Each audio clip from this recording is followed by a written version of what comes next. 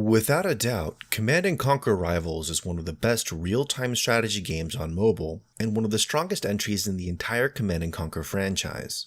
It manages to strike the rare balance of an adaptation that dutifully translates the mechanical identity of its original material to a new platform, while also carving out a unique experience worth celebrating independently. Rivals' design is wickedly slick, and anyone even remotely interested in RTS design, regardless of platform, should be sure to spend time picking it apart for inspiration. It's so good, the corporate spin of mobile games providing an authentic console/PC experience feels less like marketing nonsense and more like confident futurism. So you would think that a nearly perfect adaptation of one of the most important RTS franchises of all time would get my unconditional recommendation, right? Oh, I don't think so. CNC Rivals' exceptional gameplay is eclipsed by a pay-to-win grind more egregious than Battlefront 2's loot box progression. Every card you own has a level, and that level determines a unit's HP and damage. In order to level up a unit, you need to not only open up exponentially more duplicates from loot boxes, but also play a growing dragon's horde of credits. It's like they took the worst part of Tiberium Twilight and thought, what if we made it randomly frustrating on top of needlessly grindy? Your account has a level as well, which is used to gate new commanders, units, and the entire Nod faction. Of course, unlocking a new card doesn't always add a copy to your collection. It just adds it as a potential loot drop, so leveling up will often make it harder to find the cards that you want. On top of that, the leveling system puts a weird cloud over every encounter. There were plenty of times where beating a lower level player felt hollow because I wasn't sure if I beat them with a better strategy or better units. However, it wouldn't be entirely fair if I didn't bring up the systems EA put in place to try to alleviate the grind.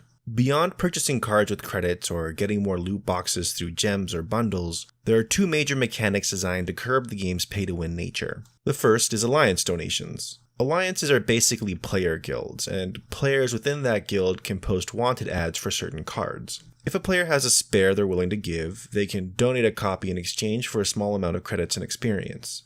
There are a whole bunch of caveats, however. You can only ask for one card at a time, requests are on an 8-hour cooldown, and you cannot ask for any epic cards, which are the rarest and strongest cards in the game. It's a fine idea that can encourage social play, but it's intentionally hamstrung by the kinds of mobile timers that made Dungeon Keeper Mobile such a massive disappointment.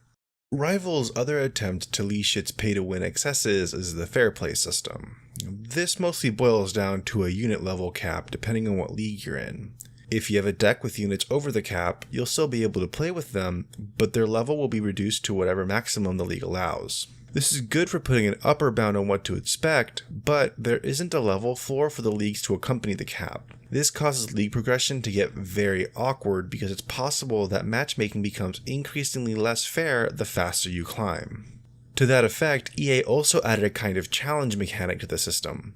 If the matchmaker feels like the level difference between two players is too great to make a fair game, then the underdog no longer risks losing rating for a loss and gets a double rating increase for a win. Paradoxically, this system just exacerbates the problem. Higher leagues are more likely to have higher level players, so skilled but under-leveled players are more likely to get challenge matches, which means that they'll progress more quickly through the league, which means that challenge matches become more likely down the line since league progression will far outstrip a free-to-play player's ability to level up their units. The league structure also discourages player experimentation, since newly unlocked cards might be too low level to be useful, and as a result risk sabotaging your progress. Just like alliances, the fair play idea is sound, it's just implemented in a way that is at cross purposes with its intended goals. And this is a real shame. The moment-to-moment gameplay means Redwood Studios has achieved a rare feat of making the Dune II of strategy mobile games, but it all gets bogged down by pay-to-win garbage. I give Command & Conquer Rivals a Seth out of 10. Thanks for watching. Oh, and by the way, I'm escaping to the one place that hasn't been corrupted by capitalism. Space! Alright, so if you couldn't already tell, Rivals tilted me something fierce, and even though EA announced a remaster of both Tiberium Dawn and Red Alert, I can't help but wonder if this is just EA cynically playing damage control and announcing this project before they even have a trailer or concept art to show off. It's just a little sad that AAA publishers are looking towards mobile as the future of gaming, but that future looks like the present, but with more recognizable intellectual properties showing up in the App Store. And honestly, that's kind of a bummer. Children play mobile games more than any other demographic, and phone/tablet gaming already accounts for over half of the market. A lot of the people's formative experiences with games will be dominated by software funded by micro-gambling transactions. And since children have almost zero financial power to speak of, their options will be to put up with the bullshit or don't play. Since publishers have all the power in dictating terms, forcing children into a Faustian bargain just to play a game super quickly normalizes these monetization practices. I wouldn't be surprised if the next installment of Battlefield is a cross-play enabled free title whose monetization is built off the back of CNC Rivals' success. I would still be bummed though. Part of my frustration comes from games media relative unwillingness to talk about monetization. It's obviously not IGN's or Kotaku's or Giant Bomb's fault that EA and other AAA publishers are trying to promote child gambling addictions, but I feel like discussions on how monetization impacts game design either don't happen or get ignored when trying to give final review scores for a game. Granted, this is a historical quirk. Since early game media patterned itself off of computer hardware and software magazines, a lot of attention was paid to the technical aspects of a game. Absent from these reviews, but present in almost every hardware or productivity software review, were discussions of cost or budget, and this made a lot of initial sense. Unlike a graphics card, where lots of makes and models and price points do the same thing, different games in the same genre aren't so directly comparable. Call of Duty and Quake both play very differently from each other, so calling Quake a budget Call of Duty would not only sound strange, it would be as inaccurate as saying a capture card can be a budget graphics processor. Plus, it's hard to really gauge how an audience values their dollar, so prohibitively expensive to some might be trivially cheap to others. And if you thought that the early days of tech-obsessed games discourse was insufferable, imagine layering a naive amount of bean counting on top of that.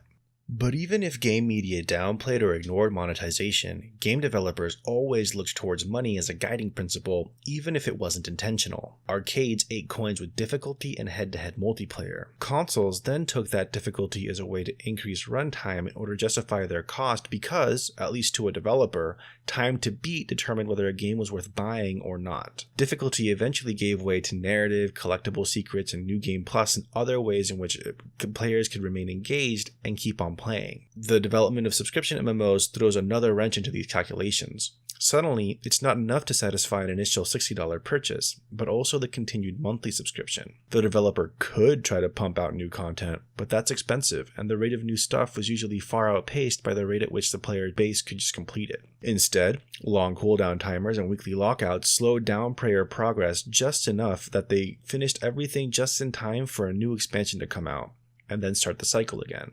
That's all before loot boxes and modern ideas of microtransactions and DLC broke into the mainstream. Unfortunately, games media never developed the tools to talk about how a game's funding strategy impacts how a game feels or is designed. Media outlets are getting a little bit better, but the focus has almost exclusively been around the industry's worst excesses, like how loot boxes exploit people vulnerable to gambling, or the way mobile games try to manipulate children into buying microtransactions with their parents' credit card. I feel like there's a lot of stuff to talk about before we even get to that point, but games media tends to wait until things get really bad and government regulators step in. Of course, all of this is under the shadow of an unhealthy AAA industry that burns through staff like a holiday fireplace, pleads poverty while storing unethical amounts of tax-exempt wealth, and fails to protect its own workers from trolling and harassment.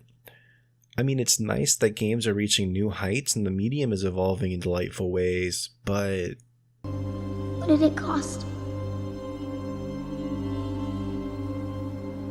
Everything.